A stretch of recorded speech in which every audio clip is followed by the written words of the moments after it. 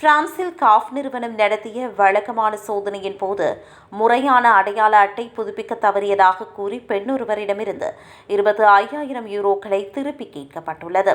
2022ஆம் ஆண்டு மே மாதம் முதல் 2023ஆம் ஆண்டு டிசம்பர் மாதம் வரையிலான காலப்பகுதியில் இவரது வங்கிக் கணக்கை ஆய்வு செய்த காஃப் முகவர்கள் இவர் கொமரோஸ் நாட்டை சேர்ந்தவர் என்பதை தெரிந்து கொண்டனர்.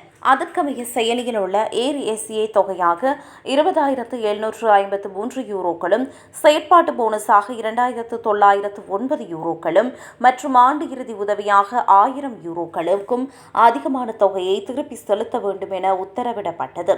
இந்த மொத்த தொகையான சுமார் 25,000 யூரோக்களை தன்னால் செலுத்த இயலாது என்று கூறும் அந்த பெண் தள்ளுபடி கோரிய மனு நிராகரிக்கப்பட்டதை ரியூனியன் நிர்வாக நீதிமன்றத்தில் மேன்முறையீடு செய்தார்.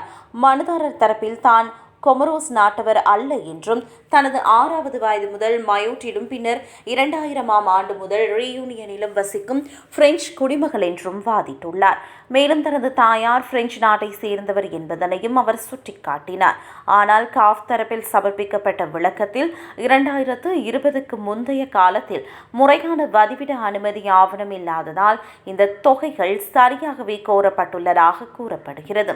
பல ஆண்டுகளாக பிரெஞ்சு குடியுரிமை இழந்ததை மறைத்து தவறான அறிவிப்பை கொடுத்துள்ளதாக தெரிவிக்கப்படுகிறது. நீதிமன்ற விசாரணையின் போது மனுதாரரின் பிறப்புச் சான்றிதழ் போலித்தன்மை வாய்ந்தது என்பதால் அவருக்கு பிரெஞ்சு குடியுரிமைக்கான சான்றிதழ் மறுக்கப்பட்டதாக தெரிய வந்துள்ளது. பிரெஞ்சு சமூக நடவடிக்கை மற்றும் குடும்பங்களின் விதிகளின்படி ஏர் உதவித்தொகை பெற வேண்டுமானால் பிரெஞ்சு நாட்டவராக இருக்க வேண்டும் அல்லது குறைந்தது 5 ஆண்டுகளாக வேலை செய்ய அனுமதிக்கும் வதிவிட அனுமதியை பெற்றிருக்க வேண்டும்.